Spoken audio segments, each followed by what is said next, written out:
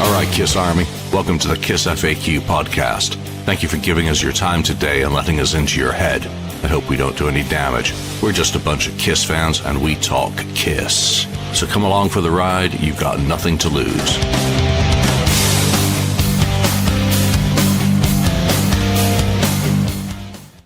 What the? All right, technical challenges already this morning. It looks like I scheduled the show a few minutes late, so here we go. Thank you for taking the time to join us today. We've got a full board. Lonnie just getting in there while the countdown clock was going. Nicely done, sir. And wearing an appropriate T-shirt as well. Fired up for the day, boys. Let's go. Very good. All right.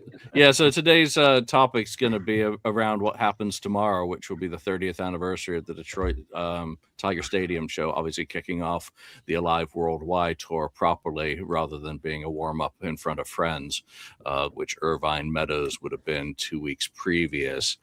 We've also going to be talking, about some of the other things that have been happening this week, MTV merch, I think. I can't remember what the hell we're talking about. Oh yeah, and are they the greatest band of all time? We've got some other board topics as well to get into. So if you're in the comment section, anyone get any mail this week? Yes, but not Kiss related. No, we don't care. Geez. He got some bills. He got some bills this week. But you did get bills. internet delivery as well, so that's really good. Yeah. But I do want to say something, and I'll make this very, very quick if you just humor me here for a second. Okay. So we all know that Kiss fans are a very interesting bunch of people. You know, there's that group that, no Ace and Peter, no Kiss, blah, blah, blah.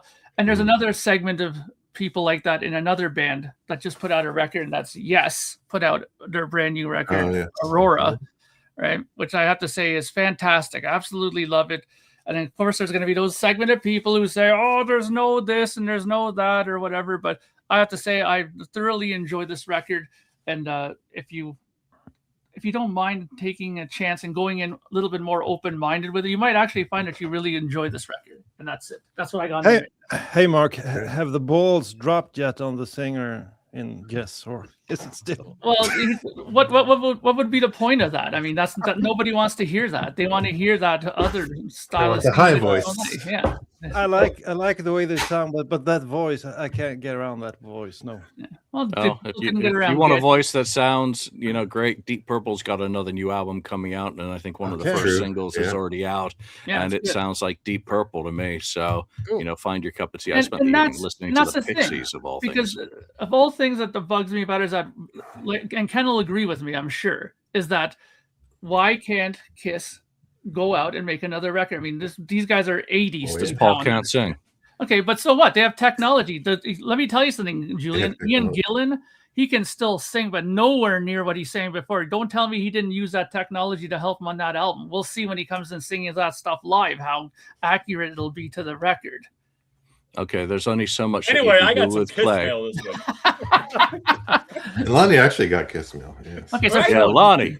Okay.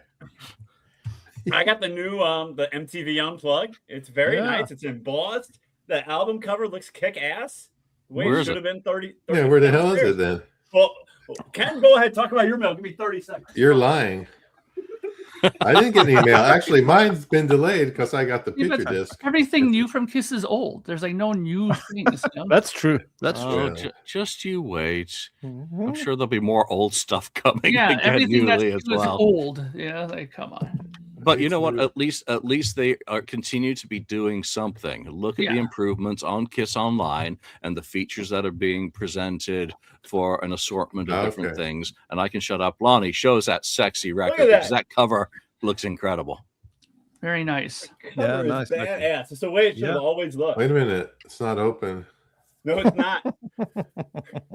I got an album of Unplugged I can play whenever I want to. I got my 96 one. And I got my 2014 one. This one's staying just like this, boys. Let me ask you, does that cover look as good in person as it looks here? Because that looks sharp and vivid and absolutely fantastic.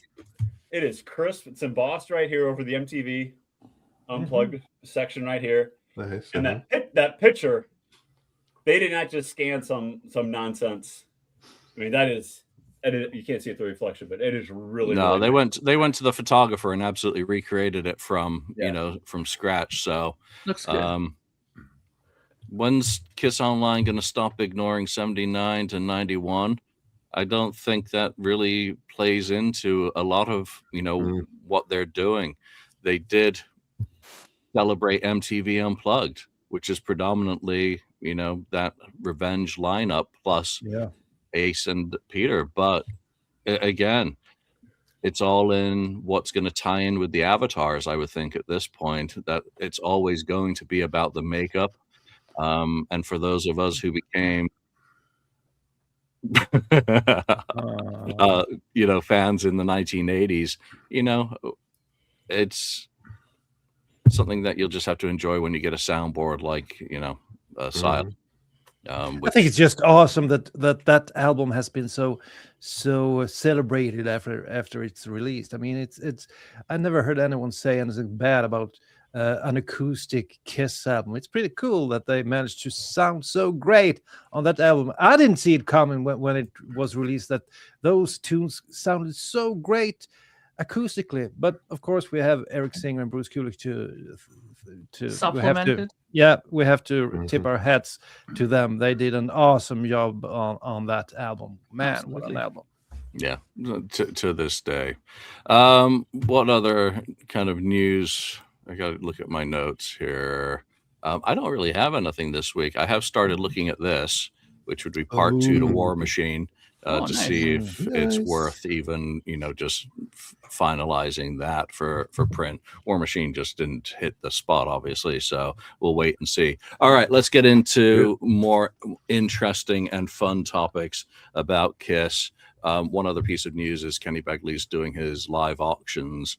Check him out on Facebook because he's featuring items from Peter Criss's collection. So from the Catman himself into your hands, Kenny is facilitating those auctions, and he did his first one last night and had some pretty cool stuff, but it depends what your tastes are. It's all over the place in terms of what's there, and I don't know what's coming up, but do check that out on Kenny Begley on Facebook. All right. The Stanley Simmons tour announced. That's nice. Let's play Love Gun. All right. Let's get into the 30th anniversary of Tiger Stadium, and let's go back to the beginning. Just imagine the adrenaline of the moment, and none of us were there. I know we have folk in the audience who attended the Tiger Stadium show. It was absolutely jam-packed with 40,000 animals, 38,000, whatever.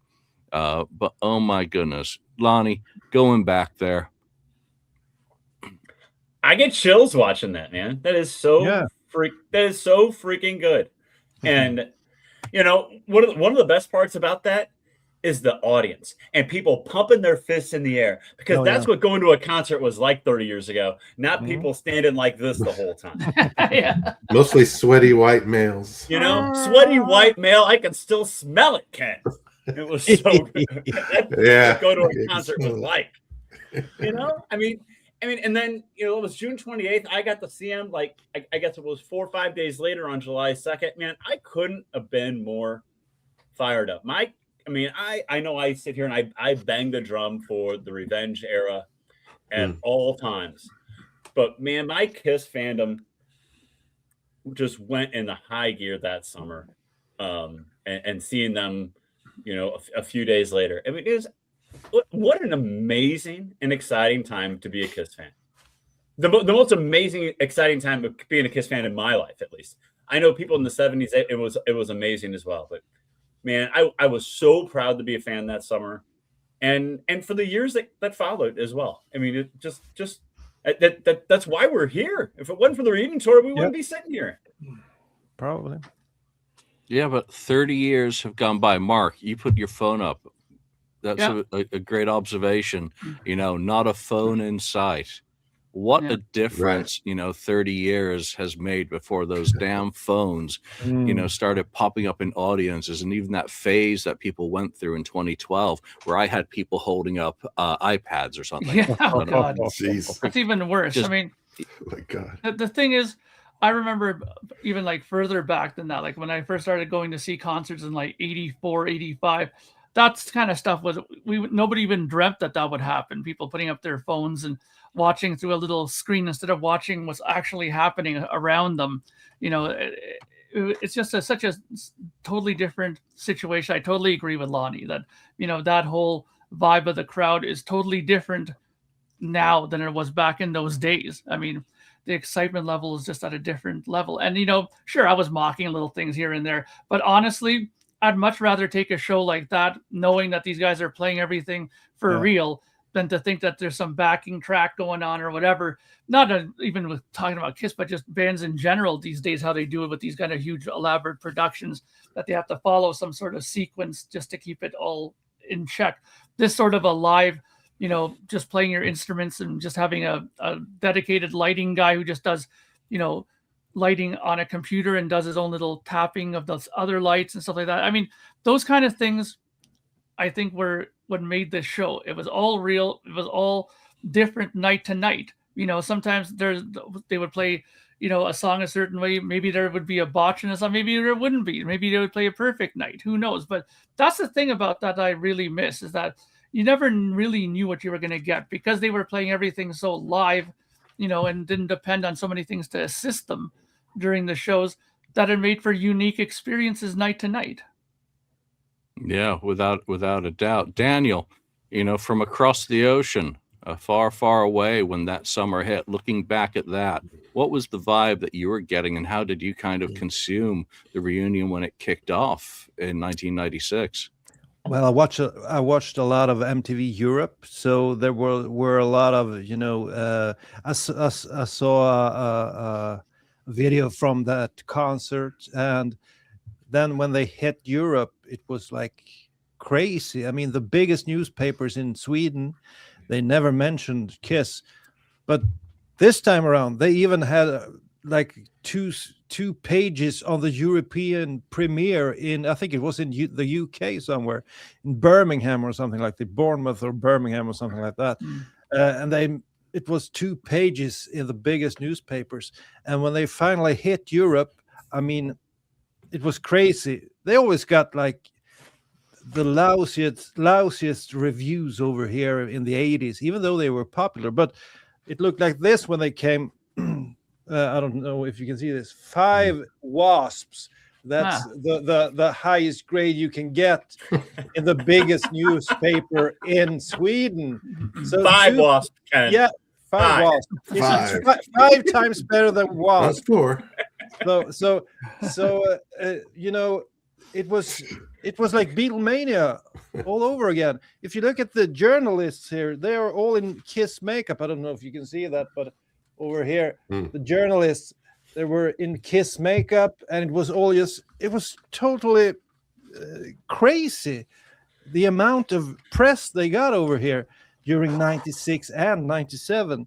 And all the journalists hailed Kiss. They were on their knees, like, in awe of Kiss. Yeah. And it was a great feeling as a Kiss fan that they finally got some appreciation, because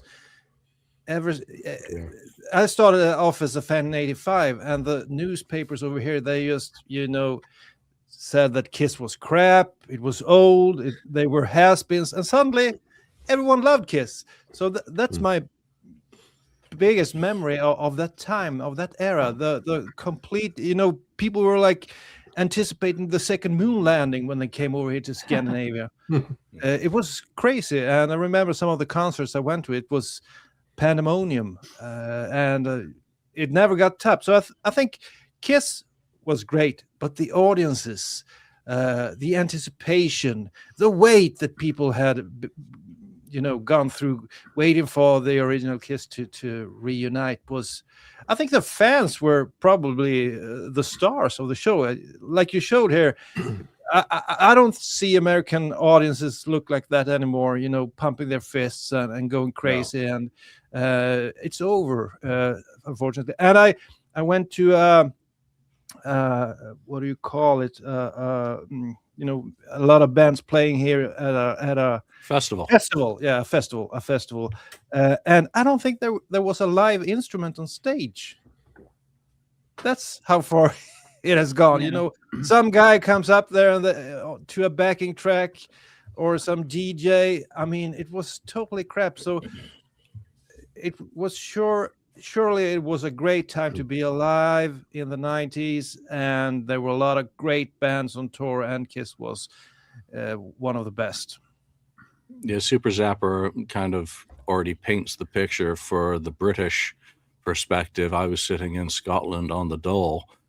David Donnelly pointed out that the Sex Pistols did their reunion around the same time, and that got a lot more coverage in the UK, for what I recall, anyway. But I was fully enveloped in the online experience at that point with AOL and CompuServe, Kiss Army Online, the emerging Kiss websites like Otaku, Asylum, Fried Alive, the original KissFAQ.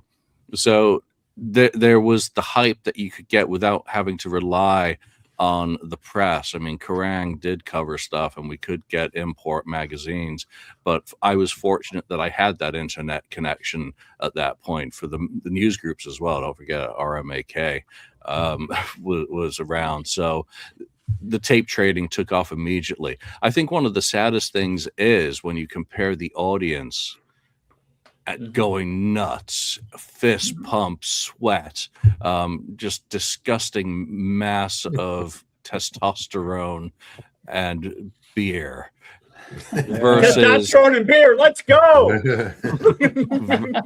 Versus like the Madison Square Garden shows of 2023, where you had the people in fur jackets coming down and walking to the front because it's transformed from a blue collar experience into one now that is very much means tested and elite. That if you want to be an animal on the floor, you don't get to do that as much now without a price to pay for that point of admission. And I remember what the end of the road tickets cost. It was just disgusting, just how these have scaled up. I'm sure the artists enjoy it and the businesses, but there's a whole different dynamic, and it's transformed how I consume a concert. Look at that clip again. They're all up on YouTube for people who haven't seen those. Look at those audiences. Again, not a phone in sight, the emotion. And again, you go back to that first time in 17 years versus the last time in 50 years that dragged on and on and on. Different dynamic completely. But it really was a magical time. And to see those reports coming out of what was the set, how was it going to compare with what they'd been doing in Australia or electrically in 1995? How were Peter and Ace going to do? Peter's very much pacing himself, clearly. Ace is finding his fingers. And Gene and Paul as well. None of those guys were 100% that night. There were enough mistakes and errors to go around. But it was so fun to sit back and watch that Kissology video again for that show. And it really makes it poignant that was 30 years ago now, Ken. Yeah, for me, it was definitely an exciting time because there's people, during the 80s, probably the mid 80s to late 80s, 90s, they say, oh, what band do you like? Kiss. And they're like, are they still around? Oh, or they'd laugh at you. Are they still around? Or are they like, what? It's like, I don't take you for a Kiss fan or something like that, right? But I was proud to have my original band. This is the band that I fell in love with it. In the 70s, it's like this is the band. And so I was proud to have them, and then to see them be successful and show off like this is the Kiss, that I love from back then, and this is good stuff, kind of proving that this was a great band. So it was a big deal for me, seeing that happen. Though yeah, it had changed still. It's not the exact same. It's not like they really truly picked up from 1977 to which they advertised kind of thing to 1996. It's like it's not the next day. It changed a little bit, but that's fine. As far as that video, and I watched the whole show, of course, too, but they started off a little rough, but it smoothed out, and they were pretty much firing on all cylinders for the as the show went on. It got better and better. So, and then future shows, I think they had a lot even better performances, as they got used to the set list and the songs and just being more comfortable being back on the big stage again like that. So, because even Kiss itself, that non-makeup Kiss was a little, they didn't have the same, attendance records as what they were going to get in the 96 and 97 period. So yeah, I was proud of it, and thank you, Mark, for that. Welcome back, Mark. I salute you all. Oh, and then other thing, just to throw this up here. This is very nice. A t-shirt. And actually, I guess this is part of, I got this t-shirt, not any special way other than it was part of the Vault, Gene Simmons Vault thing, because I was so pissed off at them and wrote some stuff that they sent me an extra package, and it had this even. So to go with your demon shell. To go with the demon half boot shell, really? Whatever.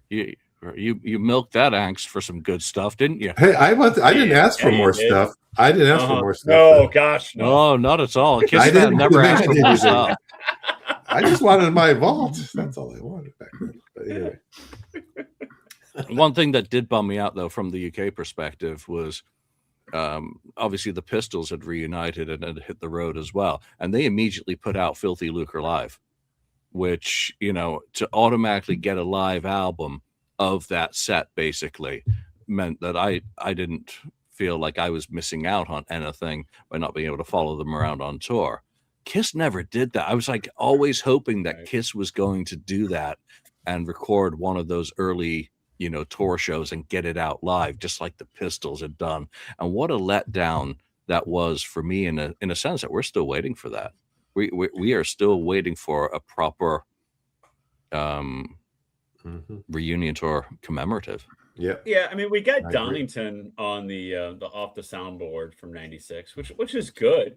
But I was watching the show this week. I was listening to the show this week, and I thought about how when Greatest Kiss came out in the U.S. like in April of '97, and it had Shout It Out Loud from Detroit, as the last song on it, and I thought, man, yeah, that was cool at the time. I mean, we got like this little taste, but in April '97, when they're coming back to the U.S. to do the Lost Cities tour, that's when Alive 4 should have came out with, and they could have just continued that momentum on. That was just such a misstep. Yeah. All right, so you guys have all watched some of that Tiger Stadium show.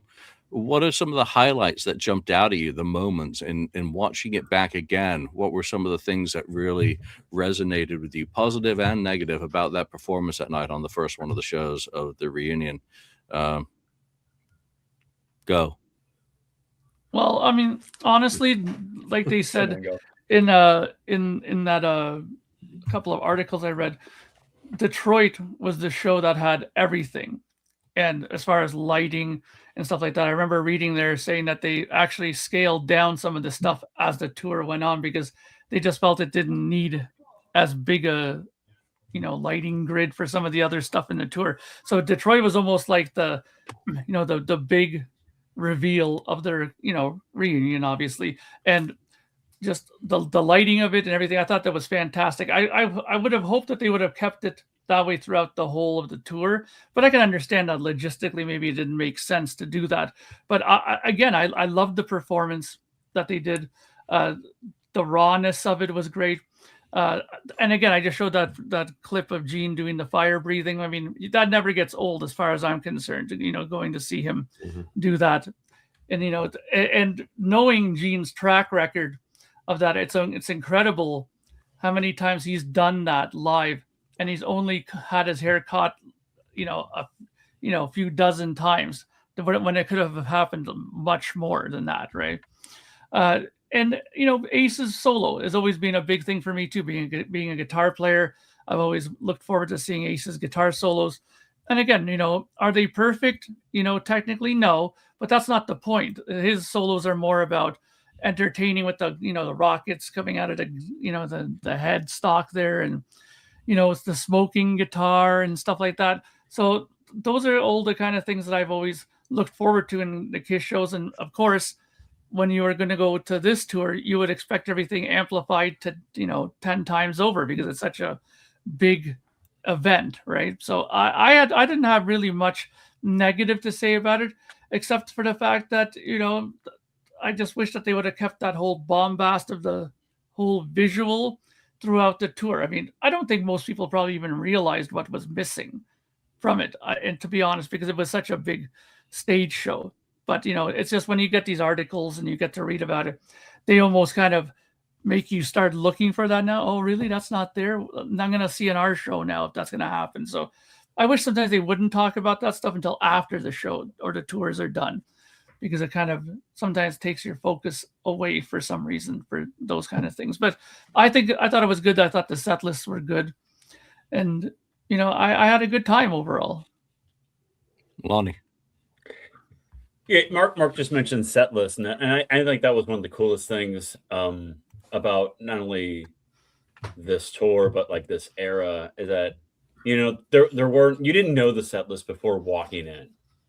Now we all know what they're gonna do, because we all look at like set lists every day from our favorite bands after the show, and just being surprised, like what they were gonna play was amazing to me.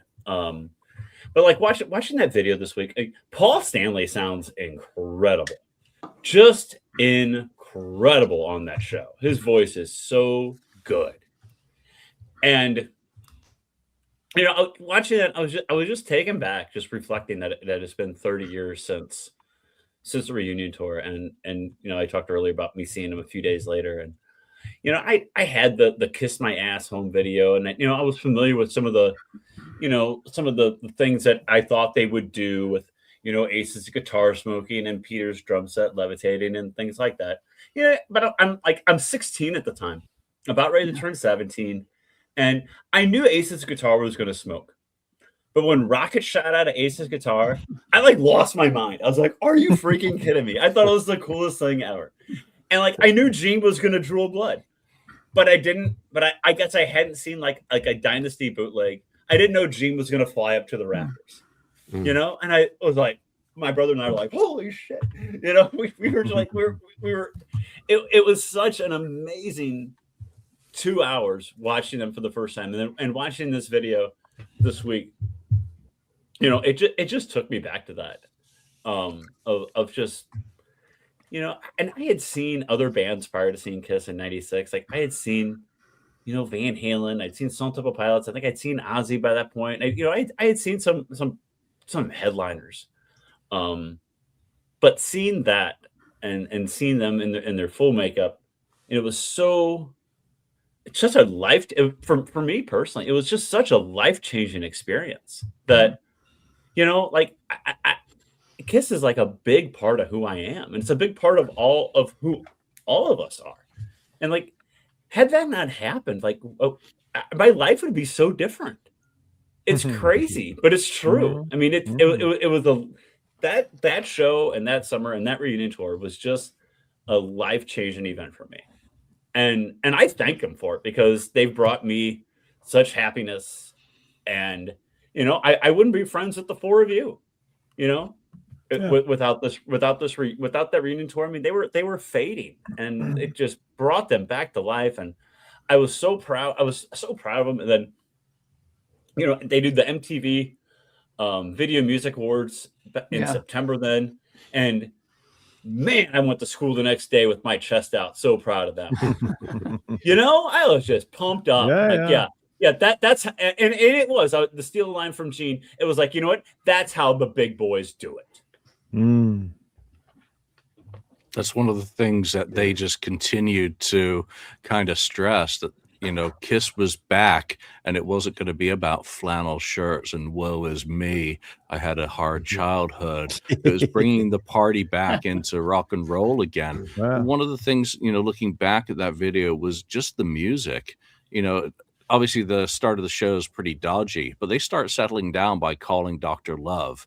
And oh my goodness, what I get out of seeing Gene doing Dr. Love pretty much for the first time in makeup again after all those years.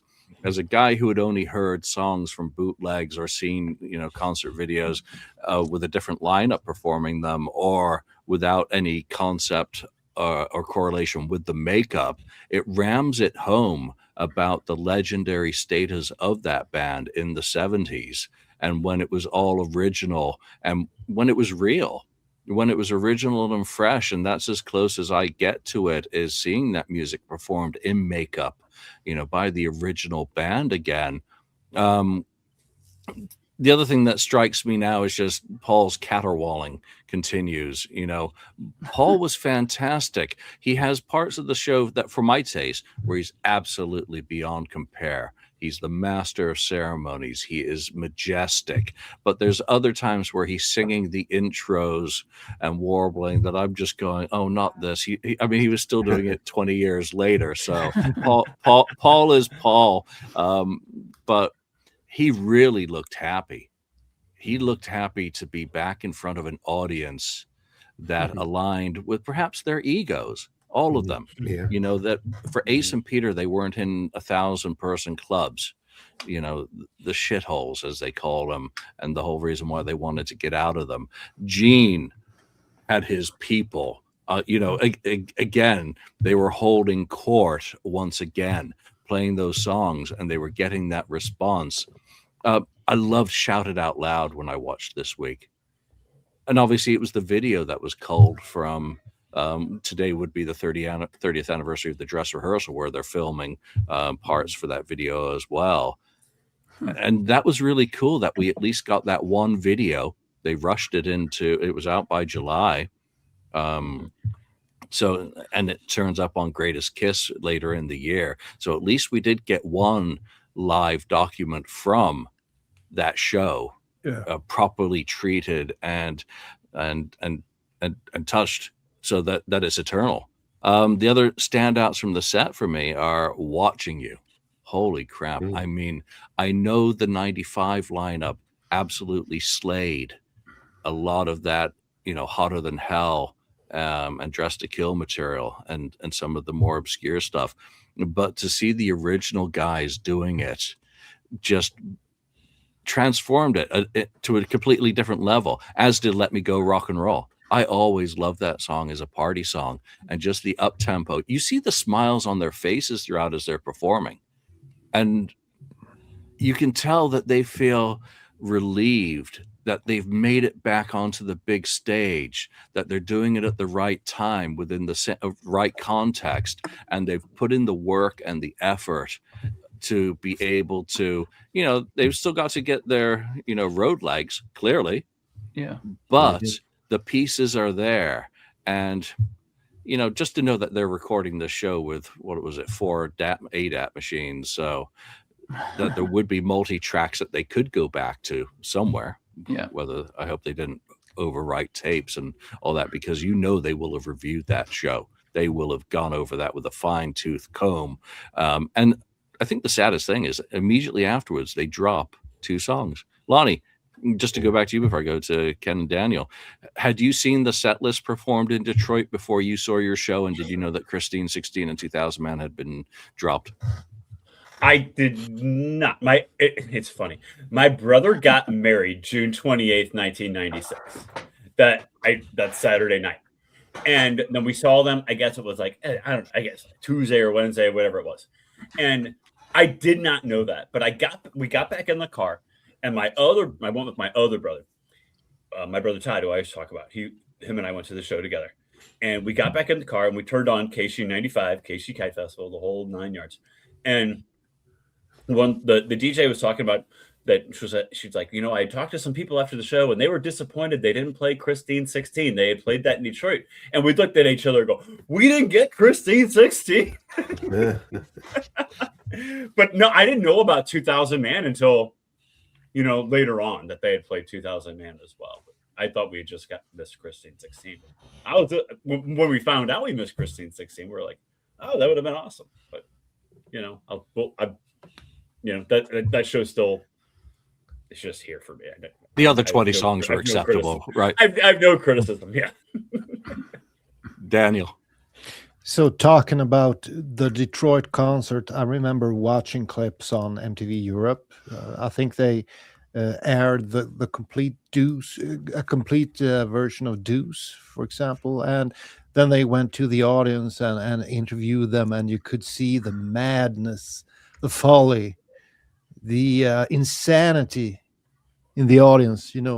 They were all jazzed up for this concert, and it made me I'm going to get some tickets for this tour when it ends up over here in Europe. Other than that, I have to second Lonnie. Paul Stanley is like the star of the show. I mean, wow, the way he sings the songs, the way he moves.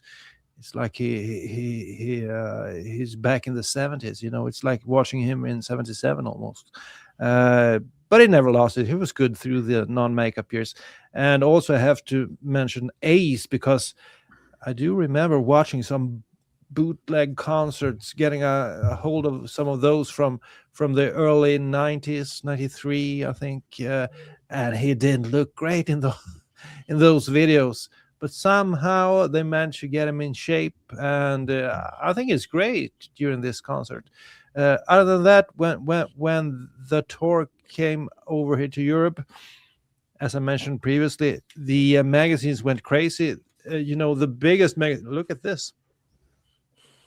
This is one of the biggest magazines, Aftonbladet, and they had an entire entertainment issue about Kiss before Kiss hitting this. This was unthinkable a few years earlier, and great, in-depth interviews with, here you have one with Paul Stanley, and reviews of all the albums, and they are getting great reviews as well. So, I mean, over here, the media really fell in love with Kiss once again.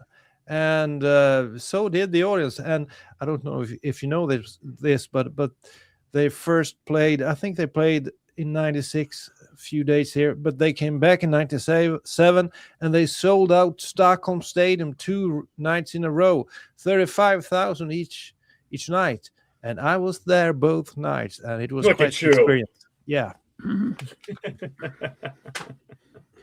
Ken. Yeah. So for me, I'm like with Julian. Watching you was a big deal. That I think that was just awesome. I mean, I wanted Gene to play it on the solo band tour a week ago, but anyway, yeah, that was great. I guess on Kissology they didn't have the full show, right? No.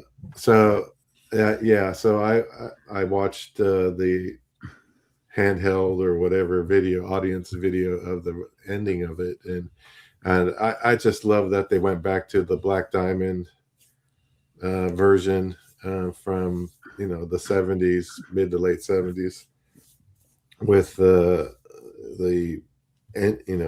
intro that Paul does, kind of this little solo riffing that he does on there. That's the way Black Diamond should always be done. And in some cases throughout, like in the 2000s, they kind of lost that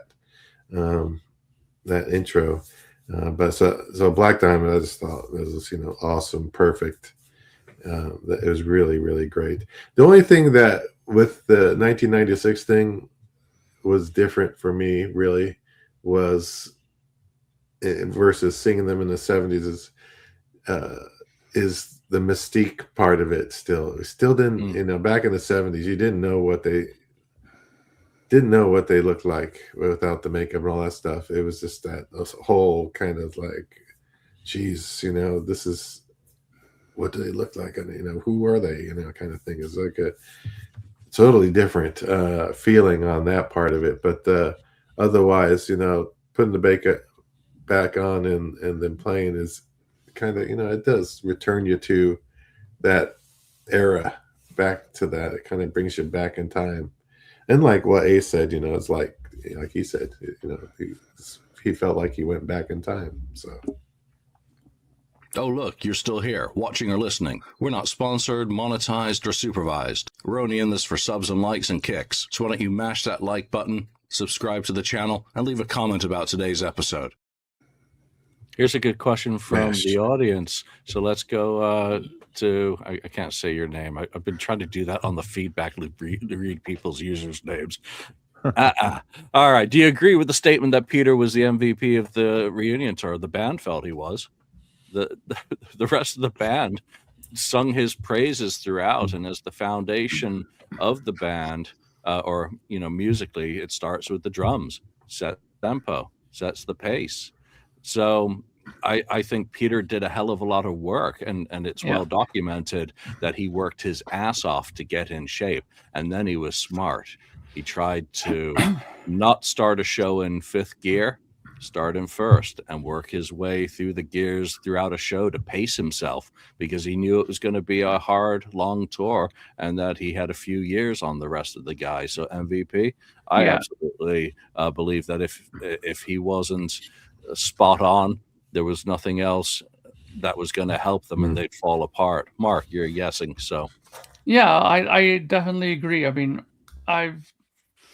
I've said before, I went to that concert in Toronto when they did the reunion tour, and one of my best friends and drummer in my prior band, he came with me, and he wasn't a big Peter Criss guy. He was into Eric Singer, into Peart and Mike Portnoy and all that stuff. And he even said at the end of the show, he looked at me, he goes, "You know what?" He goes, "I have to say, Peter Criss was really good. He was very solid. He kept everything together real good." He was impressed, and then not because there was some kind of fancy, 16th note drum fills or anything like that. It was because it held together well. He had a good pocket. It kind of went along nice. They had a good tempo that night.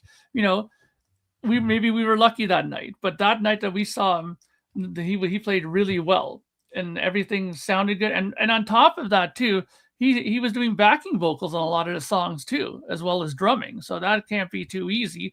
And he sung Black Diamond really well that night. It was really good. I thoroughly enjoyed it. So I definitely agree that he was the MVP, because if you think about it, and this is not a slight to Peter at all, but if anybody could have derailed this very easily, it would have been him. He had a tendency of having, going off the rails a lot, being very finicky and touchy and this and that. I mean, but he really kept it together. He was a team player for this tour. It seems like everybody they said that he really wanted it to work, this whole thing. So hats off to Peter. I think that he definitely deserved the vote of MVP for the tour. Lonnie, for you, as someone who was obviously a big fan of the Revenge lineup, how do you respond to that? I think Peter Criss really surprised me with this tour, because I remember hearing interviews from Eric, like when it was happening, that Eric was pretty upset that he wasn't in the band anymore, and people downplaying Peter Criss's drumming ability in compared to Eric Singer's. And I think Peter Criss surprised a lot of people, a lot of fans, and I think he also surprised Gene and Paul that he really took it seriously, and that he that his ability, I think his ability and his just surprised a lot of people, that he held it together, and that he was able to be the backbone of the reunion tour. So that being said, I think he is a good pick for the MVP of the reunion tour, because as Mark said too, like if Peter didn't really keep the beat and drive it home, the band could have sounded much differently than what they came off as. Yeah, I think Max has mentioned that he didn't seem to hit hard. I think that comes into some of the pacing. He wasn't going to beat the shit out of the drums every night with power, because he was in for the long haul. and aware of elbow and shoulder and the cardiovascular side of that. So, Daniel. I think the reunited Kiss was a completely different beast than the Revenge era Kiss. So of course Peter, kept the pace and did his job, but really, if you get technical about it, he doesn't stand a chance next to Eric Singer. But for the reunited Kiss and going back to the original sound, it was perfect.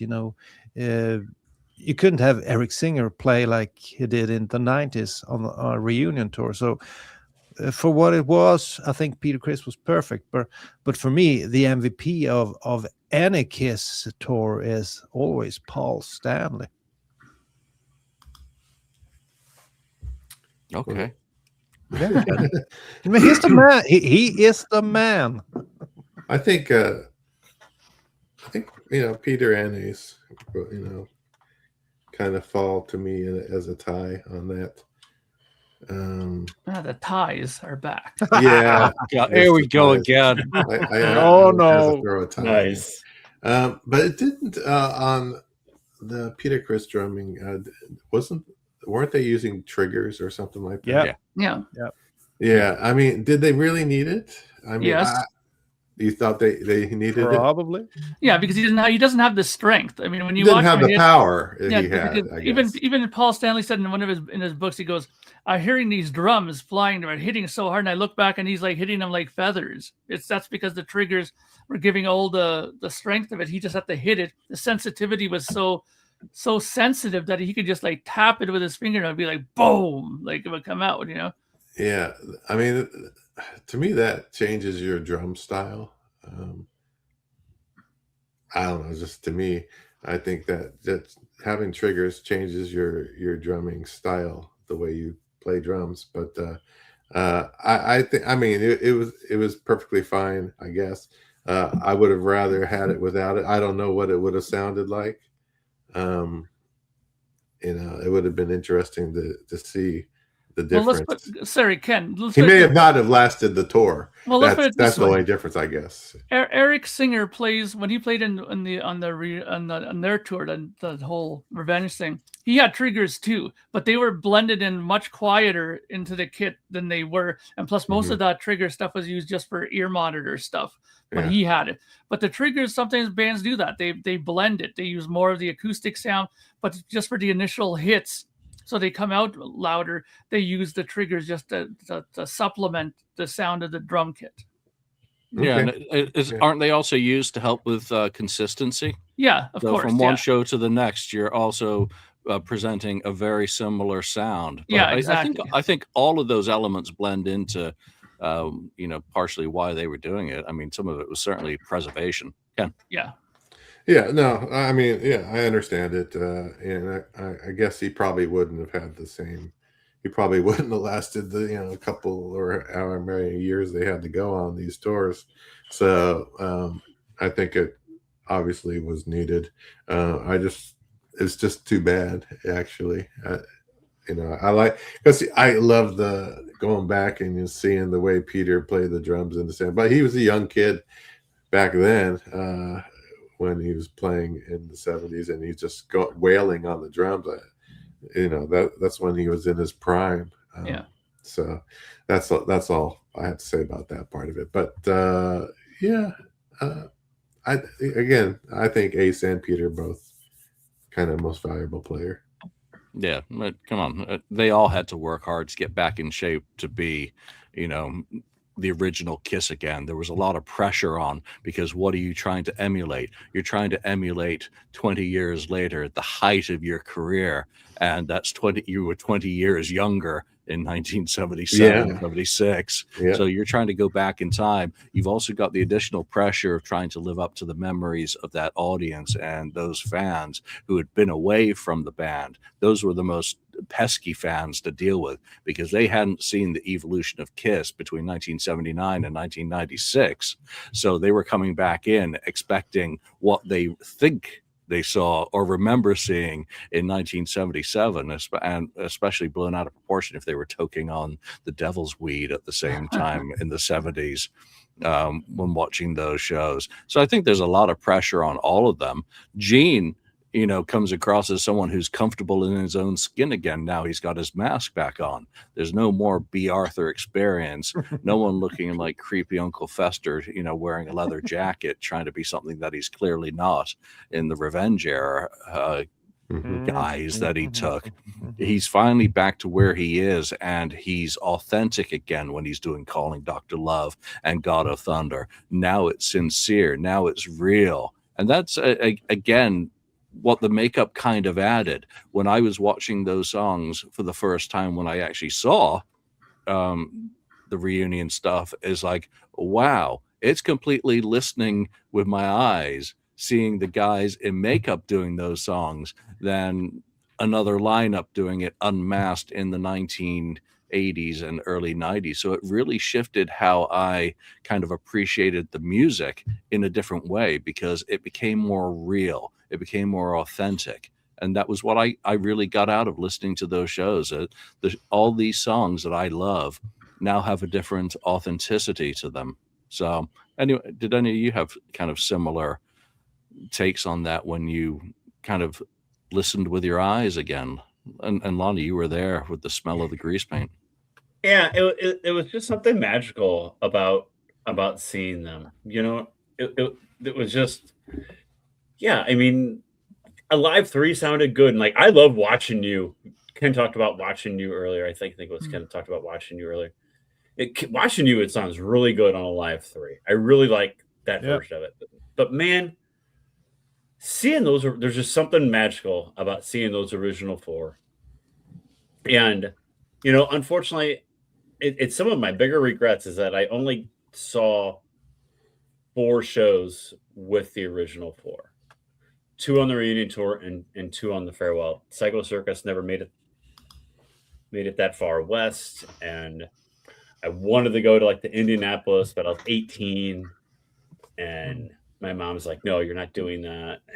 And so but then the farewell tour, they did some other shows, and I wish I had said, "Yeah, I'm gonna go," because there was just something magical about seeing those 4 together, playing those songs the way they were supposed to be played. And again, I said, I know earlier that I always, bang the drum for that Revenge era, and Daniel does too.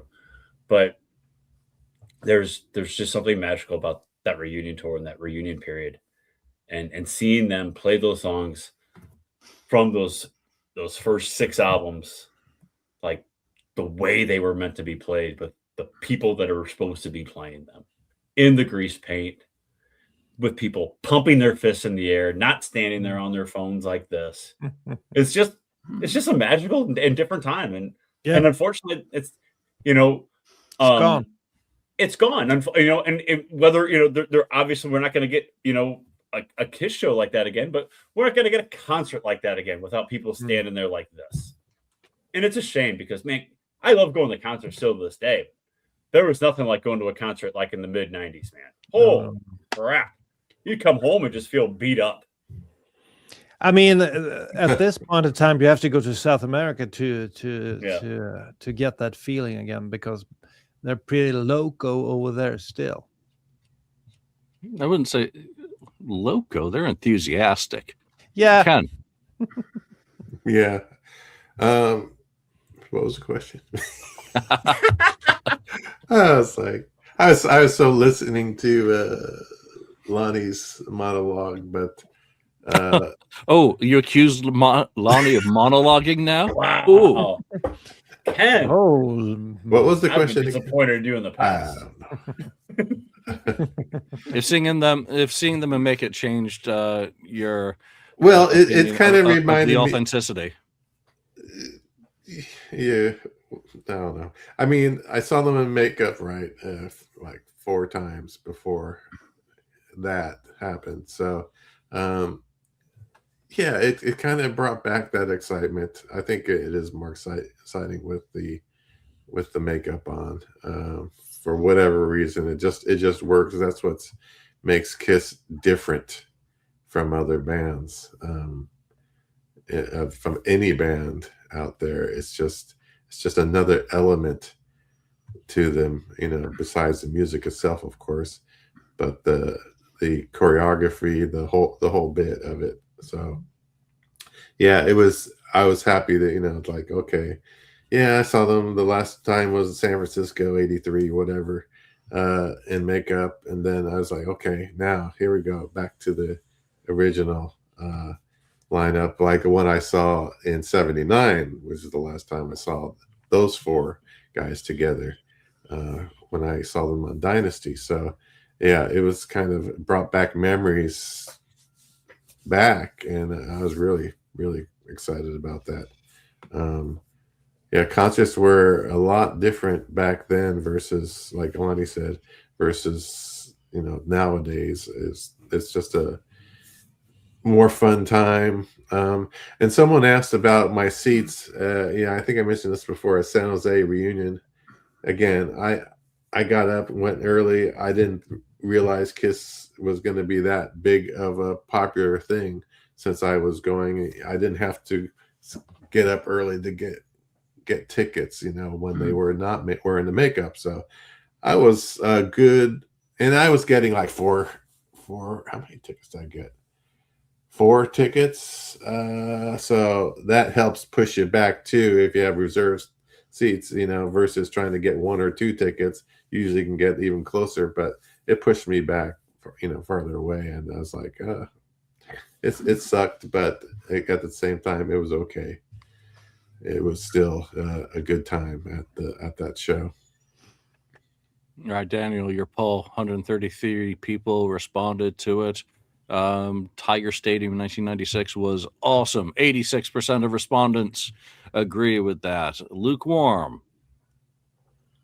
I hope you ban them. And 10%, I'm actually surprised, 10%. Okay. Call it terrible. Haters. Yeah. It's up to 160 votes by now. I don't know what's up with. I have a small channel called Daniel and the volume. Not a lot of views, but the polls I do get a lot of people responding. The last one I did got like 5,500 votes. So I don't know what's up with that. So we'll see where this ends up. It's up to 160 votes now, and 87% of the Kiss fans agree that it's an awesome concert. So 9 out of 10, and I guess that's pretty good numbers. And you always get some haters that want to be go against the grain. But what were we talking about? The question was seeing them in makeup doing the songs. How did it make me feel?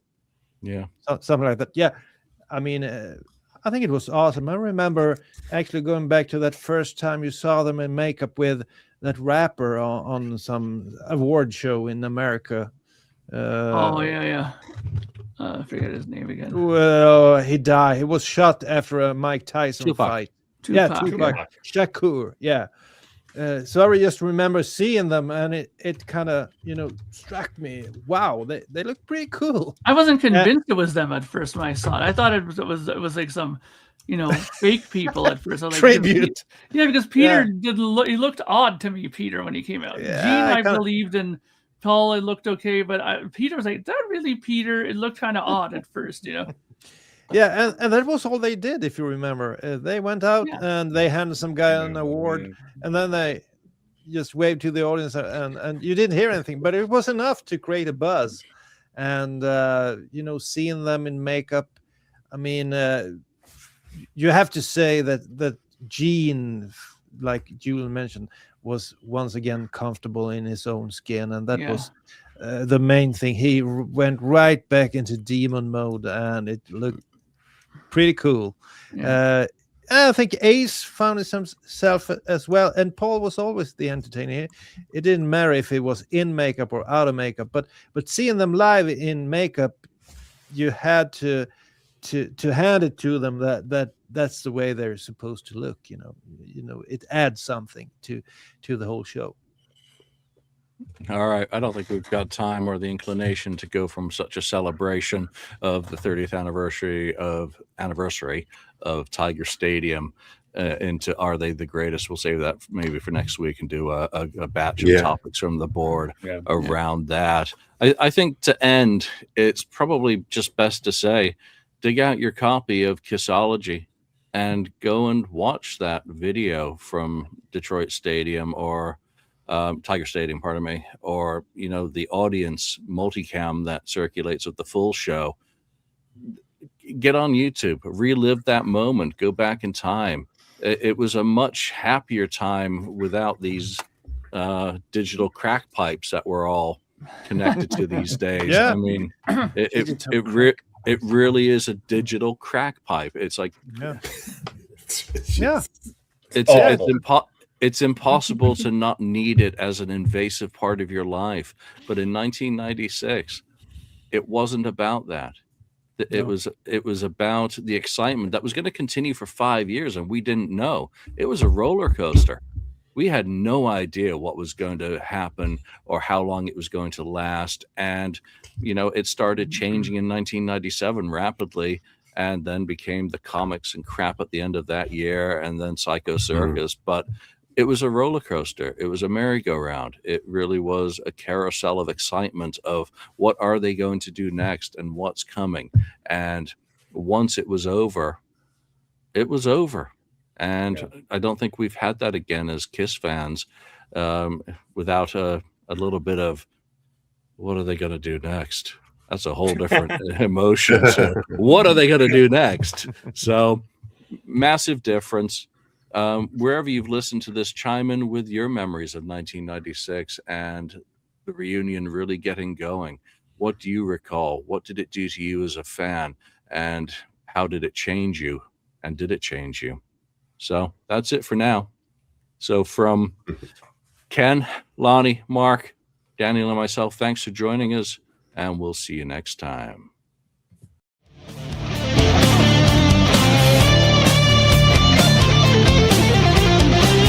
Thank you for spending time listening to the KissFAQ podcast today. All sales are final. There are no refunds. If you'd like, look us up on Facebook or come over to the message board and discuss the topics we've broadcast today. Don't forget to hit subscribe wherever you've listened to this show, and a like would very much be appreciated. We hope you'll join us again, but until then, remember, life's a radio. Turn it up to 10.